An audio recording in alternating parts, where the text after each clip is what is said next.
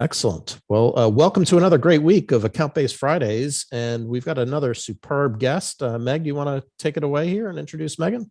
Yeah, super excited. So Meghan Anderson, we are thrilled to have you here today.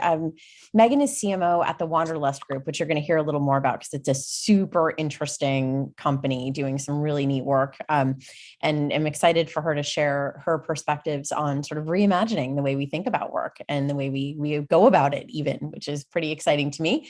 And Meghan is former senior marketing leader within HubSpot. So I'm definitely also excited to hear her thoughts on her journey as she's moved from HubSpot to a very different kind of a company, who, by the way, got a very exciting round of funding just this week. So congratulations are in order for sure. So Meghan, welcome. Thank you for joining us. Thank you so much. I'm happy to be here. Excellent. And but John, let's hear what's the poll of the week. Yeah, absolutely. So this week we asked a question about the challenges that companies were having in terms of acquiring more new logos. And I had actually done a LinkedIn post. I may drop it a little bit later on in the conversation, asking or kind of summarizing a pretty challenging environment right now for a lot of sales and marketing people, where a number of factors are occurring.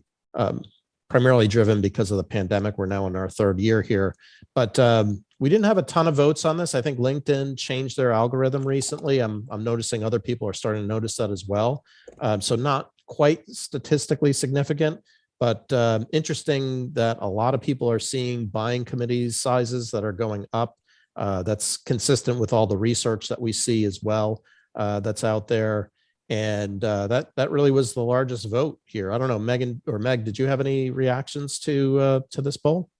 Yeah, so Meghan Anderson and I are both part of the product marketing community, which is a volunteer-led community of about 20,000 product marketers, which is just a fantastic resource. And recorded a podcast this week with Amy Hayes, who's head of portfolio marketing at Forrester, and their service around that. And she shared some really cool data from their update of their buying study, which looks at a really high sample size of B2B buyers. And that research has been done now. I want to say it's been about 10 years since we've been doing that work, or that Serious Decisions and then Forrester did that work. And Amy found that not only is the buying committee going up, but also the number of interactions actually went up by about a third. It went from 17 to 27. That's a huge jump just in a 2-year period. And it's basically saying that you've got more people involved who interact with you more. And that places a very different demand on all of the different people in your organization, not just account-based marketing. I mean, that's sales, that's product marketing, that's customer success and account management. I mean, all these different functions. So I feel like kind of all of these things have come together.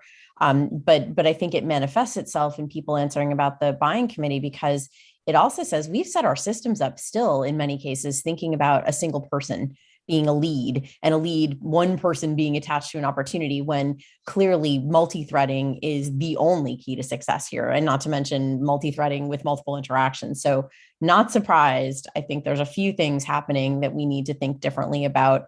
But I think, and Meghan, I'll let you comment on this, but I think the other piece, though, that sort of goes unspoken here is, why are you not, having more success with new logo acquisition? Well, one could also argue that the current employee situation is probably having an impact on this. So it's very much outside of all things account-based, but it has an impact on them. If you are not able to retain and engage and successfully enable your people, they're not going to be winning new business. One, they may not be there to win it because they've resigned or they've moved on to other things.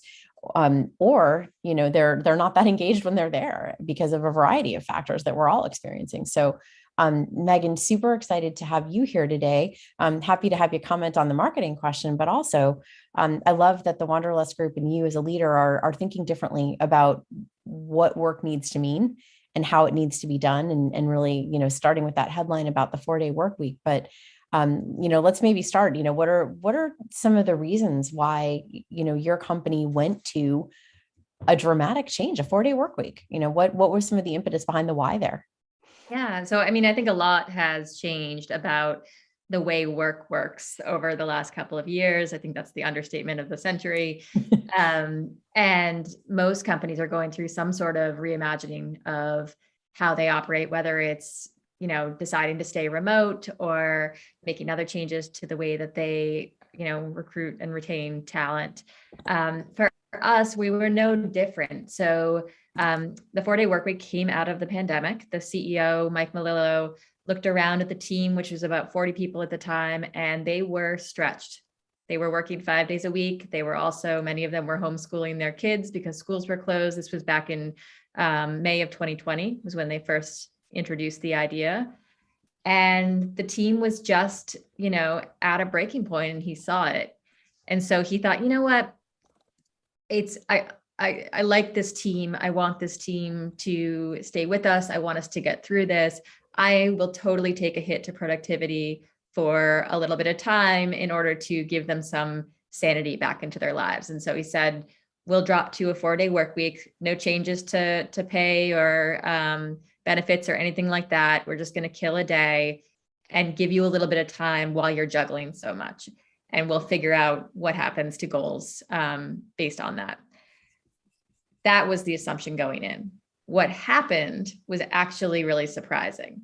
What happened was they didn't lose a step in productivity. In fact, the 6 months that followed were some of the most productive of the company's history. And they were able to meet and exceed goals. The team was able to get that sanity back into their lives that they wanted. And so after about 6 months of what was kind of a pilot of this approach, the company decided to make it permanent practice. So now when you're hired into the Wanderlust group, it's known that we operate on a 4-day work week, again, still full-time market rate salaries. And we don't extend the hours of the 4 days or anything. It's just like a 9 to 5 from Tuesday to Friday. That's fantastic. Game changer. Wow. Very, very innovative and bold from a CEO to say that. I'm curious, how has that impacted your retention, which a lot of companies right now trying to retain talent in this quote unquote great resignation? Have you seen any metric changes there that if you were to compare before pandemic, has that changed at all, or what are you seeing? Yeah. So what we measure retention. We've seen really low turnover in staff during a time in which it feels like everybody's leaving their jobs. And if you look kind of apples to apples against our industry, we're in the tech industry. We're well below industry averages in terms of losing staff. People have left for one reason or another, but nowhere near at the rates that the rest of the industry is seeing. And on the flip side of that, we have seen a dramatic increase in the number of applications coming into the open roles that we have. And I think that is notable because we love our brand, we love our company, but we're a smaller brand than some of the other, hiring companies in our space. And I think our compensation and pay rates are really fair and really strong. But again, when you're up against Meta or Google or some of these other giants in hiring engineers or best in class marketers, in my case, having the edge of, or having the practice of, hey, we really value work-life balance here, and we have found a way to operate with one fewer day a week. That has really given us an edge in closing candidates as well. So, Megan, I think there's an interesting component to this, though, too. It's authenticity, right? I think a lot of people going into their job search are thinking about, sort of what kind of brands they want to be connected to personally. It's a lot about, is this an authentic brand? Does this brand live what it puts out into the market? Maybe share with people a little bit about what Wanderlust does, because I think what you're talking about to me is part of saying, hey, we do what it says on the tin. Like, this is a good thing. Yeah, no, I'm so glad you asked that, because to this point, I've talked mainly about the logistics of, hey, we did this and we saw these numbers go up and we saw these numbers, stay the same, but like, there's a deeper reason behind why we stuck with this. So to understand that, it's worth knowing a little bit about the company. We consider ourselves an outdoor technology brand, which is, I know, a bit of an oxymoron because most tech is tied to screens indoors. But what we are is a collection of marketplaces that connect outdoor adventurers to destinations. So we have a product called Docwa, which connects boaters to marinas. If they think about it as like the open table of the seas, where if you want to sail up the coast and pull into a marina and stay there for, a few days, or even the afternoon, you can use Docwa to find that marina and make that booking.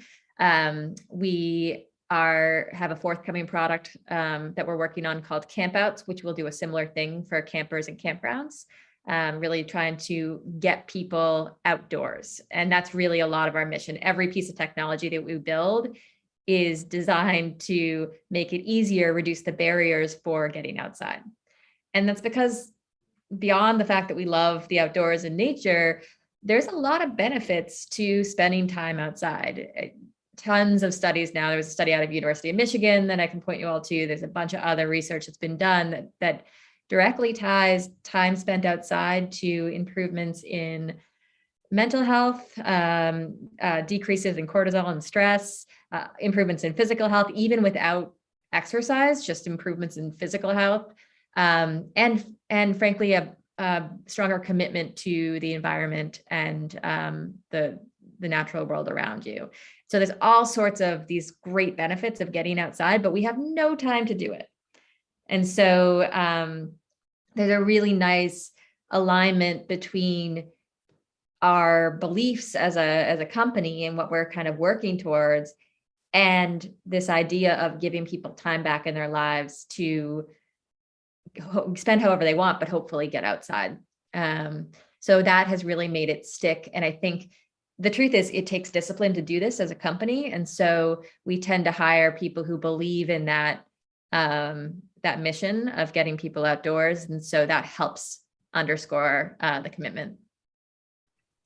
Yeah, I imagine that leads to some fun conversations in the interview process too. Yeah. Well, just a shout out. You put in at the top of the chat stream the 20-minute challenge. Maybe just tell people about that because it's a fun resource. Yeah, totally. So, all of those health benefits and the mental health, physical health, stress levels declining.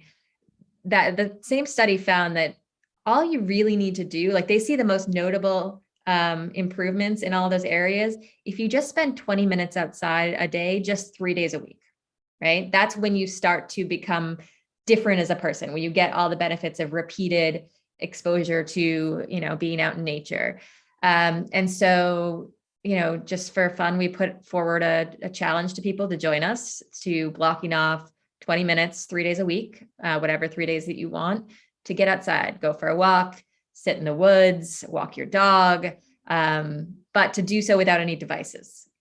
Too often we, get outside and we bring one of these guys along, and that kind of undermines the whole point of having the space to reflect.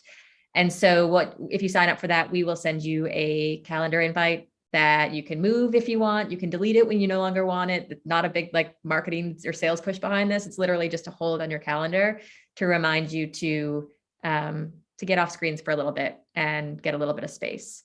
And then we'll also send you a journal, good old fashioned pen and paper journal, to write down anything that you experience or that you want to remember from that time. I just realized today is Friday. Is this your day off? No, okay. It's actually not my day off, but it's a really good question that I'll speak on a little bit. Sure. So our day off is Monday. And it was intentional that we chose Monday. By the way, there's lots of companies now, a growing movement of companies are moving to this 4-day work week, and finding success all over the place. And a lot of them take Friday off. And that's kind of the natural assumption. It's like Friday's first, the day before the weekend, early release of the weekend, take that day off.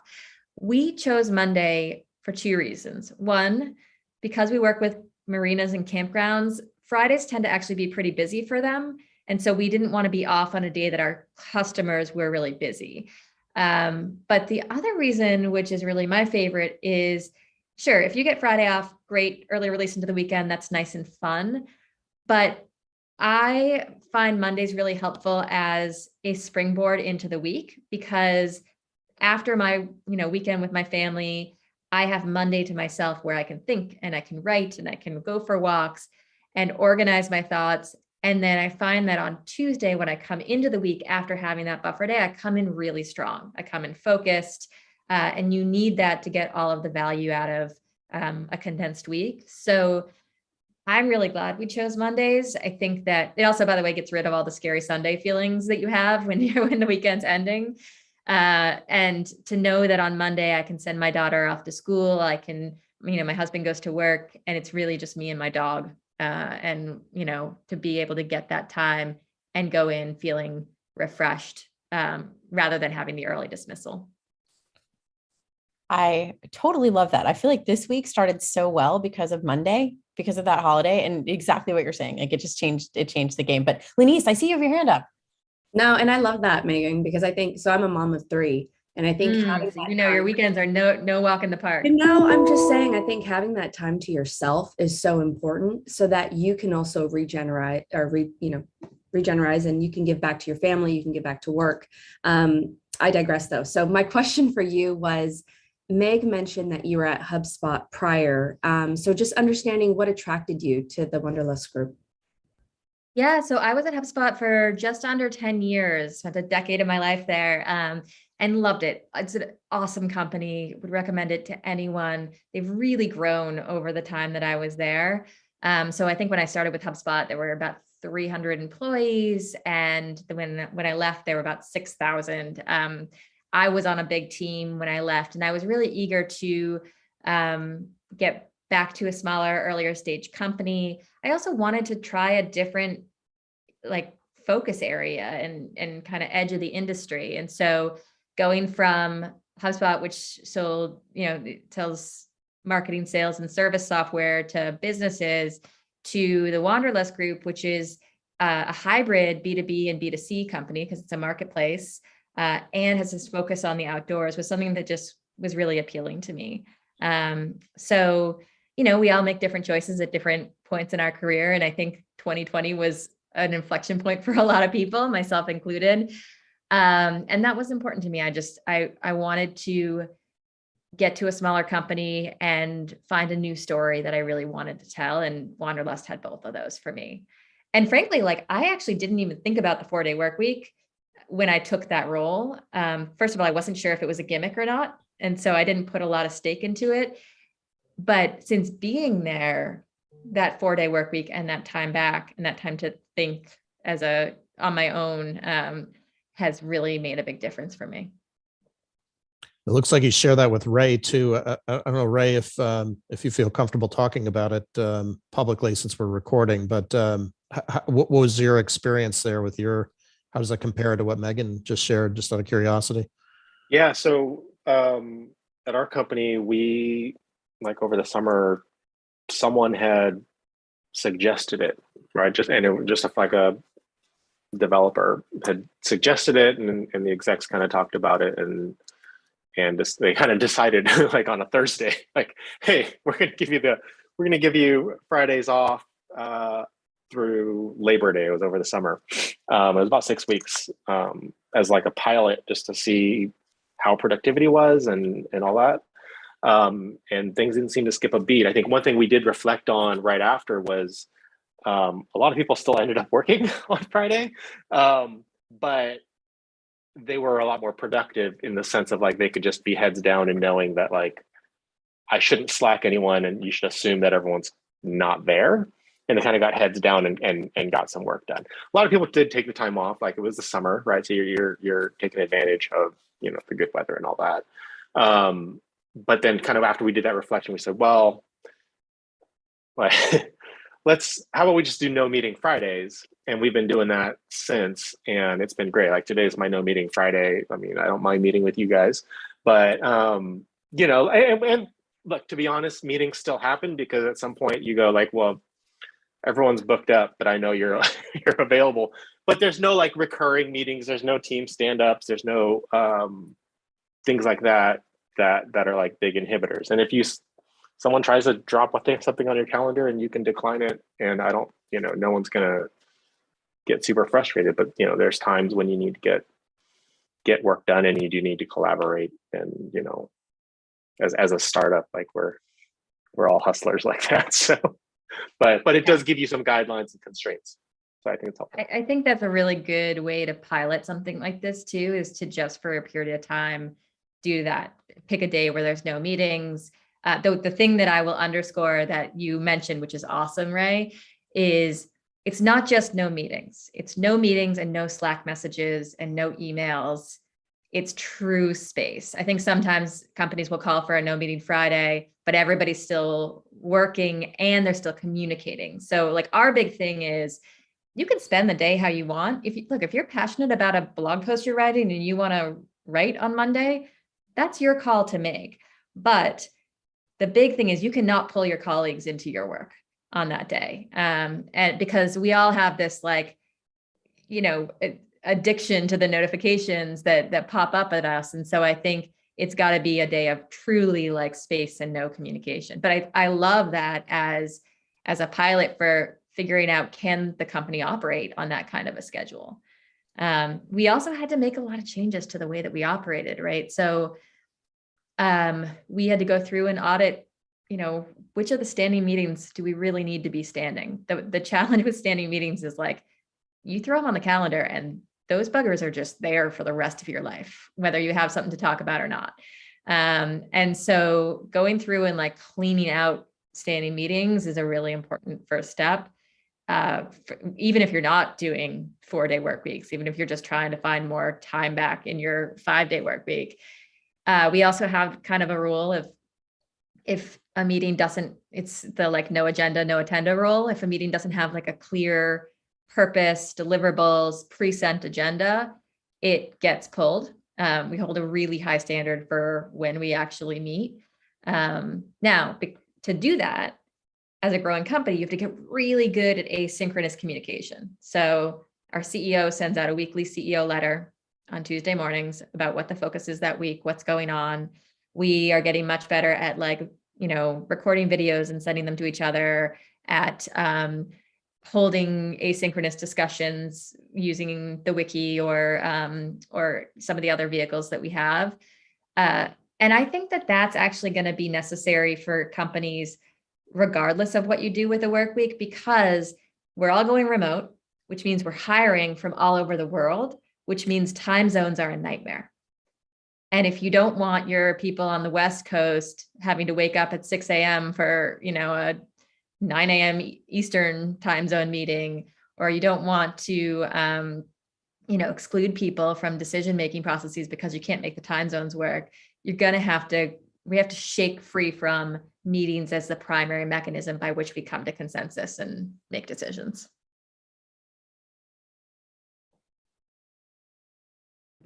Yeah, I think these are all really important considerations. Like this isn't a small thing, I think, for a company to take on. But it sounds like there've been, a number of benefits. I mean, out of this, what was kind of the surprise thing that was harder than you thought it would be, or that was kind of a negative? And what was the biggest benefit you've seen? Like for especially thinking about it from the perspective of a CMO, like what's been the biggest benefit for your team? I think, you do give things up, right? I think that I was talking with someone from Kickstarter about this on another panel. And like one of the things that you give up when you shift to a shorter work week is a lot of the social aspects that have started to get built into jobs, right? Like at HubSpot, we had the most amazing cultural components to our work. We had craft beer clubs, and we had, even once we went remote, we had, discussion groups and passion projects and yoga at HubSpot and things like that. And those were amazing additive benefits for the culture and the company. We at Wanderlust don't have as many of those things because we have to get as much out of the work week as we can. So scheduling, Tuesday yoga is not something that we can really do. That being said, that we have to, that doesn't mean that cultural aspect goes away. A lot of our culture is in sharing what we did on our long weekend, or pictures, and meeting up outside of work if we want to. But, because you have to do more with that time that you have. And so that's a shift that's different, that, if that stuff is really important to your quality of life at work, then that makes a difference, right? So that we gave up. I think the other challenging thing is it's just discipline, right? Like it's hard. We are made to hustle. Like people really like, they feel this impulse to work all the time, and it never, no matter if we worked 7 days a week, we would still feel like we never had enough time to get everything done. And so especially if you're managing or if you're in the executive team, to like be really intentional about setting that example for the rest of your team, and being really careful about not firing, like, you fire off an email on a Monday after you've told everybody not to work Mondays, you've completely undermined the whole system, right? Thankfully, there are scheduling tools. If you find yourself with like, oh, you've got a thought on a Saturday and you just like can't, you have to get it out. Thankfully, like everything from Gmail to Slack now has scheduling. So there's tools to help keep that discipline, but that is an ongoing thing. And again, meetings will crop up. It's not like you weed them all out and then they never come back. Like you have to continuously maintain this. So all that is hard and takes some thought. I think on the positive side, I mean, I think I'm better during the week as a result of this. On a very personal note, Lenise, I'll go back to something you said, like my weekends are not a cakewalk. I've got, I only have one, so all power to you, Lenise, but I've got a very loud, very opinionated 5-year-old. And so my work week is chaotic and busy. And then as soon as the weekend hits, it's just like, mom, mommy, mom, what do you need? Like all day long. And so at every point in my week, somebody needs something from me, except on Mondays.